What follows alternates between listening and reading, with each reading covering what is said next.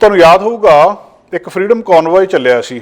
Freedom Conway की ਸੀਗਾ कि ਇਹਨਾਂ ਨੇ ਪੈਸੇ ਇਕੱਠੇ ਕੀਤੇ ਸੀ ਬਹੁਤ ਸਾਰੇ ਜਦੋਂ ਆਟਵਾ ਦੇ ਵਿੱਚ ਪ੍ਰਦਰਸ਼ਨ ਕਰ ਰਹੇ ਸੀਗੇ। $24 ਮਿਲੀਅਨ ਦੱਸਦੇ ਆ ਕਿ ਪਿਛਲੀਆਂ ਇਹਨਾਂ ਸਰਦੀਆਂ ਦੇ ਵਿੱਚ ਇਹਨਾਂ ਨੇ ਇਕੱਠਾ ਕਰ ਲਿਆ ਸੀ ਉਹਨੂੰ ਸਪੋਰਟ ਕਰਨ ਦੇ ਲਈ, ਚਾਹੇ ਉਹ ਦੂਜੀਆਂ ਚੀਜ਼ਾਂ ਦੇ ਨਾਲ, ਈ ਟ੍ਰਾਂਸਫਰ ਦੇ ਨਾਲ, ਕ੍ਰਿਪਟੋ ਕਰੰਸੀਜ਼ ਦੇ ਨਾਲ ਕਿੰਨੇ ਮਿਲੀਅਨ ਡਾਲਰ ਜਿਹੜੇ ਬੈਂਕ ਅਕਾਊਂਟਾਂ ਦੇ ਵਿੱਚ ਆ ਗਏ ਸੀ। ਤੇ ਉਹਦੀ ਹੁਣ ਇਨਕੁਆਇਰੀ ਚੱਲ ਰਹੀ ਹੈ ਸਾਰੇ ਕੁਝ ਦੀ, ਵੀ ਉੱਥੇ ਕੀ ਹੋਇਆ ਸੀ ਤੇ ਇਹਦਾ ਜਿਹੜਾ ਉਹਦੀ ਕੀ ਕਾਰਨ ਸੀਗੇ। ਉਹ ਲਗਾਤਾਰ ਹੁਣ ਕਾਫੀ ਲੰਬੇ ਸਮੇਂ ਤੋਂ ਇਨਕੁਆਇਰੀ ਚੱਲ ਰਹੀ ਹੈ।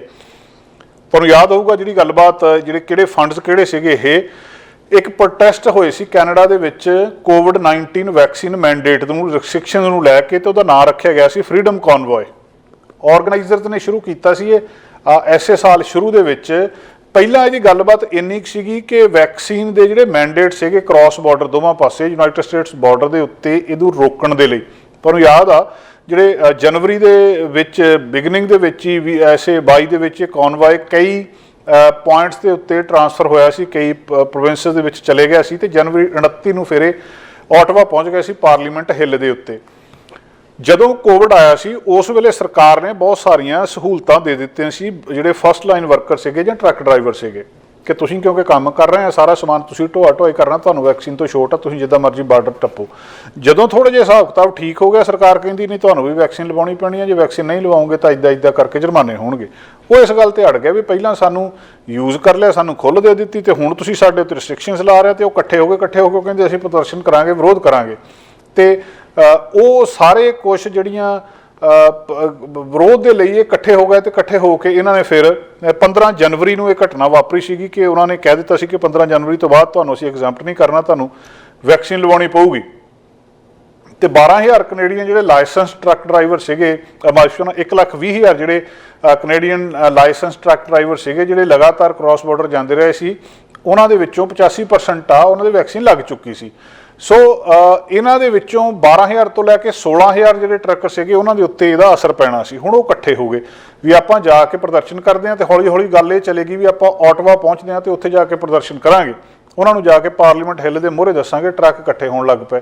ਟਰੱਕ ਇਕੱਠੇ ਹੋ ਕੇ ਜਦੋਂ ਉੱਥੇ ਉਹ ਚਲੇ ਗਏ ਤੇ ਉਹਦੇ ਤੋਂ ਬਾਅਦ ਉਹਨਾਂ ਦੀ ਮਦਦ ਦੇ ਲਈ ਲੋਕ ਆਉਂਦੇ ਰਹੇ। ਹੁਣ ਉਹ ਗੱਲਬਾਤ ਜਿਹੜੀ ਵੈਕਸੀਨ ਤੋਂ ਪਰੇ ਹੋ ਗਈ, ਗੱਲਬਾਤ ਇਹ ਹੋ ਗਈ ਵੀ ਸਿੱਧਾ ਵਿਰੋਧ ਹੋਣ ਲੱਗ ਪਿਆ ਸਰਕਾਰ ਦਾ। ਔਰ ਇੰਨੇ ਜ਼ਿਆਦਾ ਉੱਥੇ ਇਕੱਠੇ ਹੋ ਕੇ ਆਟਵਾ ਦੇ ਵਿੱਚ ਜੋ ਕੁਝ ਹੋਇਆ, ਔਰ 14 ਫਰਵਰੀ ਤੱਕ ਉਹ ਉੱਥੇ ਰਹੇ ਤੇ 14 ਫਰਵਰੀ ਨੂੰ ਉੱਥੇ ਫਿਰ ਐਮਰਜੈਂਸੀਜ਼ ਐਕਟ ਲਾਉਣਾ ਪਿਆ ਸੀ ਸਾਡੇ ਪ੍ਰਧਾਨ ਮੰਤਰੀ ਜਸਟਿਨ ਟਰੂਡੋ ਨੂੰ। ਔਰ ਇਹ ਪਹਿਲੀ ਵਾਰੀ ਲਾਇਆ ਗਿਆ ਸੀ 1988 ਤੋਂ ਬਾਅਦ ਜਦੋਂ ਪਾਸ ਹੋਇਆ ਸੀ। ਹੁਣ ਉਹਦੀ ਇਨਕੁਆਇਰੀ ਚੱਲ ਰਹੀ ਆ ਵੀ ਜਿਹੜਾ ਐਮਰਜੈਂਸੀਜ਼ ਐਕਟ ਲਾਇਆ ਸੀ, ਜਿਹੜੇ ਵਿਰੋਧ ਕਰਨ ਵਾਲੇ ਲੋਕ ਸੀ ਉਹ ਕਹਿੰਦੇ ਐਡੀ ਕੀ ਗੱਲ ਸੀ ਵੀ ਆਪਣੇ ਲੋਕ ਹੀ ਸੀਗੇ ਉੱਥੇ ਪ੍ਰਦਰਸ਼ਨ ਕਰ ਰਹੇ, ਇਹਨਾਂ ਦੇ ਉੱਤੇ ਐਡੀ ਫੋਰਸ ਵਰਤਣ ਦੀ ਕੀ ਲੋੜ ਸੀਗੀ।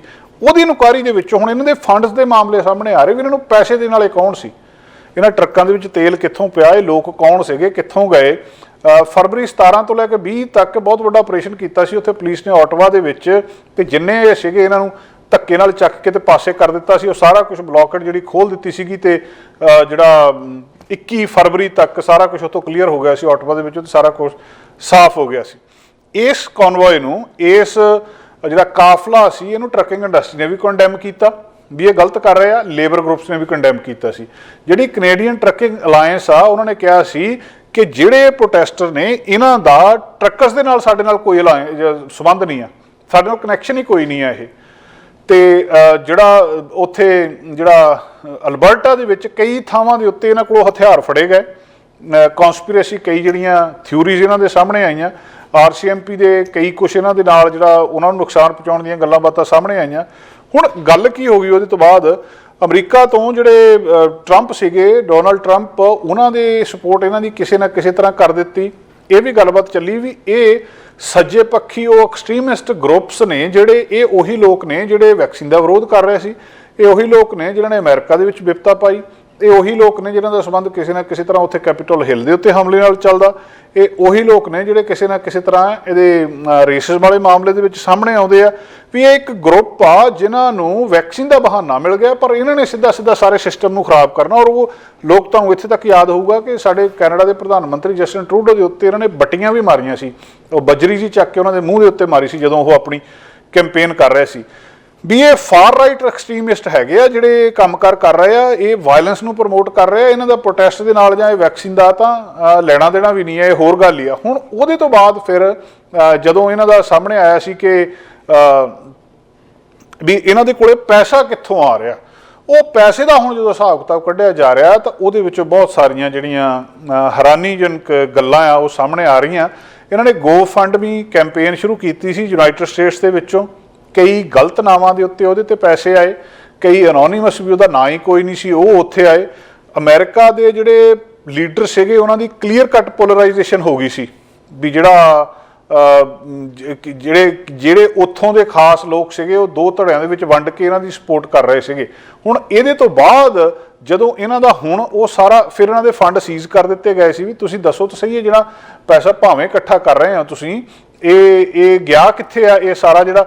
ਔਰ ਇਹ ਕਿਹਾ ਜਾ ਰਿਹਾ ਸੀ ਕਿ ਕੈਨੇਡਾ ਦੇ ਅੰਦਰੂਨੀ ਮਾਮਲਿਆਂ ਦੇ ਵਿੱਚ ਸਿੱਧੀ ਫੌਰਨ ਇਹ ਦਖਲਅੰਦਾਜ਼ੀ ਆ, ਬਾਹਰੀ ਦਖਲਅੰਦਾਜ਼ੀ ਇੱਥੇ ਹੋ ਰਹੀ ਹੈ। ਔਰ ਬਹੁਤ ਸਾਰੇ ਲੋਕਾਂ ਨੇ ਇਸ ਫੌਰਨ ਇਨਵੋਲਵਮੈਂਟ ਨੂੰ ਕ੍ਰਿਟਿਸਾਈਜ਼ ਕੀਤਾ ਸੀਗਾ। ਮਾਰਕ ਕੈਰਨੀ ਜਿਹੜੇ ਫਾਰਮਰ ਗਵਰਨਰ ਨੇ ਬੈਂਕ ਆਫ ਕੈਨੇਡਾ ਦੇ, ਉਹਨਾਂ ਨੇ ਬਹੁਤ ਜ਼ਬਰਦਸਤ ਤਰੀਕੇ ਨਾਲ ਇਹਦੀ ਆਲੋਚਨਾ ਕੀਤੀ ਸੀ ਵੀ ਇਹ ਜੋ ਕੁਛ ਇੱਥੇ ਹੋ ਰਿਹਾ ਸੀ ਉਹ ਜਿਹੜਾ ਸਾਰਾ ਹਿਸਾਬ ਕਿਤਾਬ ਸੀ ਹੁਣ ਉਹ ਜਦੋਂ ਸਾਹਮਣੇ ਆਇਆ ਕਿ ਇੱਕ US ਬੇਸਡ ਆਨਲਾਈਨ ਪਲੇਟਫਾਰਮ ਆ ਗੋ ਫੰਡਮੀ, ਫਿਰ ਉਹ ਗਿਵ ਸੈਂਡ ਗੋ ਈ ਟ੍ਰਾਂਸਫਰ ਸਿੱਧੇ ਟਮਾਰਾ ਲਿਚ ਦੇ ਅਕਾਊਂਟ ਦੇ ਵਿੱਚ ਜਿਹੜੀ ਇਹਨਾਂ ਦੀ ਲੀਡਰ ਸੀਗੀ। ਫਿਰ 3 ਕ੍ਰਿਪਟੋਕਰੰਸੀ ਕੰਪੇਨਸ ਚੱਲੀਆਂ। ਅਡੋਪਟਡ ਟਰੱਕਰ ਜਿਹੜੀ ਕ੍ਰਿਸ ਗੈਰ ਦੁਆਰਾ ਉਹਨੂੰ ਸ਼ੁਰੂ ਕੀਤਾ ਗਿਆ ਸੀ। ਇਸੇ ਤਰ੍ਹਾਂ ਹੀ ਇਹ ਸਾਰੇ ਇਹ ਜਿਹੜੀ ਮਨੀ ਇਕੱਠੀ ਕੀਤੀ ਸੀ ਇਹਨਾਂ ਨੇ ਉਹਦੇ ਵਿੱਚੋਂ ਬਹੁਤ ਥੋੜ੍ਹੀ ਇੱਕ ਫ੍ਰੈਕਸ਼ਨ ਸੀਗੀ, ਬਹੁਤ ਥੋੜ੍ਹਾ ਜਿਹਾ ਪੈਸਾ ਸੀ ਜਿਹੜਾ ਇਹਨਾਂ ਦੀ ਫੂਡ ਤੇ ਲੱਗਿਆ ਜਾਂ ਟਰੱਕਾਂ ਦੇ ਉੱਤੇ ਉਹ ਗੈਸ ਪਾਉਣ ਦੇ ਉੱਤੇ ਲੱਗਾ। ਦੂਜਾ ਇਹ ਆ ਕਿ ਬਹੁਤਾ ਫਿਰ ਉਹ ਜਿਹੜਾ ਸੀ ਰੀਫੰਡ ਕਰ ਦਿੱਤਾ ਗਿਆ ਸੀ।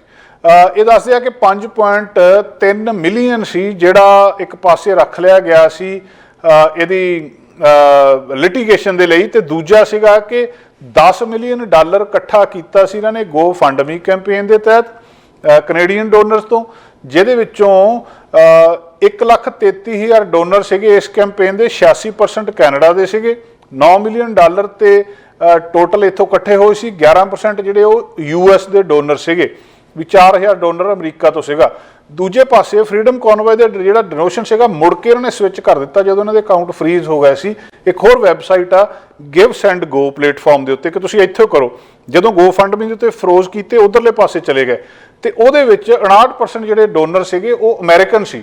ਹੁਣ ਰੌਲਾ ਕੈਨੇਡਾ ਦਾ ਤੇ ਅਮਰੀਕਾ ਦੇ ਵਿੱਚੋਂ ਪੈਸੇ ਲੋਕ ਕਿਉਂ ਭੇਜ ਰਹੇ ਆ? ਇਹਦਾ ਮਤਲਬ ਇੱਕ ਖਾਸ ਸੋਚ ਵਾਲੇ ਬੰਦੇ ਸੀ ਜਿਹੜੇ ਇਹ ਸਾਰਾ ਕੁਝ ਡਿਸਟਰਬ ਕਰਨਾ ਚਾਹੁੰਦੇ ਸੀ। ਕੈਨੇਡੀਅਨ ਸਿਰਫ ਉਹਦੇ 'ਚ 35% ਸੀਗੇ ਜਿਹੜੀ ਗਿਵ ਸੈਂਡ ਗੋ ਵੈਬਸਾਈਟ ਸੀਗੀ ਉਹਦੇ ਉੱਤੇ। ਸੋ ਬਹੁਤ ਸਾਰੀਆਂ ਜਿਹੜੀਆਂ ਸੀਗੀਆਂ ਈ ਟ੍ਰਾਂਸਫਰ ਕੀਤੀਆਂ ਗਈਆਂ ਸੀਗੀਆਂ, ਜਿਹੜੀਆਂ ਇਹ ਕਿਹਾ ਗਿਆ ਸੀ ਕਿ ਇੱਕ ਟਰੱਕਾਂ ਨੂੰ ਅਡੈਪਟ ਕਰੋ ਤੁਸੀਂ, ਉਹਨਾਂ ਦੀ ਮਦਦ ਕਰੋ ਤੁਸੀਂ।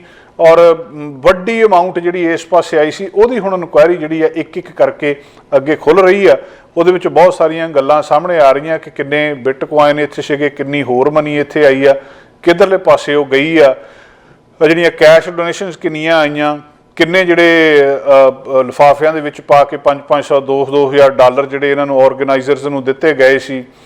ਜਿਹੜਾ $20,000 ਕੈਸ਼ ਉੱਥੇ ਸੀਗਾ ਮੇਨ ਸਟੇਜ ਦੇ ਉੱਤੇ ਸੈਂਟਰ ਬਲਾਕ ਦੇ ਵਿੱਚ। ਇਹਨਾਂ ਦੇ ਕੋਲ ਵੱਡਾ ਆਨਲਾਈਨ ਫੰਡਰੇਜ਼ਰ ਕੈਂਪੇਨ ਲਾਂਚ ਕੀਤੀ ਸੀ ਟਮਾਰਾ ਲਿਚ ਨੇ ਗੋ ਫੰਡਮੀ, $10 ਮਿਲੀਅਨ ਉਹਦੇ ਤਹਿਤ। ਉਹਦੇ ਤੋਂ ਬਾਅਦ ਫਿਰ ਬਾਕੀ ਤੇ ਹੁਣ ਇੱਕ ਕਰਕੇ ਜਿਹੜੀਆਂ ਇਹਦੀਆਂ ਸਾਰੀਆਂ ਡਿਟੇਲਸ ਨੇ ਉਹ ਸਾਹਮਣੇ ਆ ਰਹੀਆਂ ਕਿ ਕਿਹੜੇ ਪੈਸੇ ਕਿੱਥੋਂ ਆਏ ਸੀ ਤੇ ਕਿੱਧਰਲੇ ਪਾਸੇ ਗਏ ਸੀ, ਕਿਹੜੇ ਦੇਸ਼ ਦੇ ਵਿੱਚੋਂ ਕਿੰਨੇ ਡੋਨਰ ਸੀਗੇ, ਕਿੰਨੇ ਅਨੋਨੀਮਸ ਸੀਗੇ, ਤੇ ਇਹਨਾਂ ਦੀ ਬੈਕਗਰਾਊਂਡ ਕੀ ਹੈ ਜਿਨ੍ਹਾਂ ਲੋਕਾਂ ਨੇ ਇਹਨਾਂ ਨੂੰ ਪੈਸਾ ਦਿੱਤਾ ਸੀ। ਉਹਦੇ ਵਿੱਚੋਂ ਹੁਣ ਬਹੁਤ ਸਾਰੀ ਮਹੱਤਵਪੂਰਨ ਜਾਣਕਾਰੀ ਆਉਣ ਵਾਲੇ ਦਿਨਾਂ ਦੇ ਵਿੱਚ ਸਾਹਮਣੇ ਆਊਗੀ ਕਿਉਂਕਿ ਇਨਵੈਸਟੀਗੇਸ਼ਨ ਲਗਾਤਾਰ ਇਸ ਵੇਲੇ ਵੀ ਚੱਲ ਰਹੀ ਹੈ। ਸਾਡਾ ਹਰ ਇੱਕ ਪ੍ਰੋਗਰਾਮ ਦੇਖਣ ਤੇ ਸਾਡੇ ਨਾਲ ਜੁੜਨ ਲਈ ਸਬਸਕ੍ਰਾਈਬ ਕਰੋ ਚੈਨਲ ਪੰਜਾਬੀ ਤੇ ਨੋਟੀਫਿਕੇਸ਼ਨ ਲਈ ਬੈਲ ਆਈਕਨ ਵਾਲੇ ਬਟਨ ਤੇ ਕਲਿੱਕ ਕਰੋ।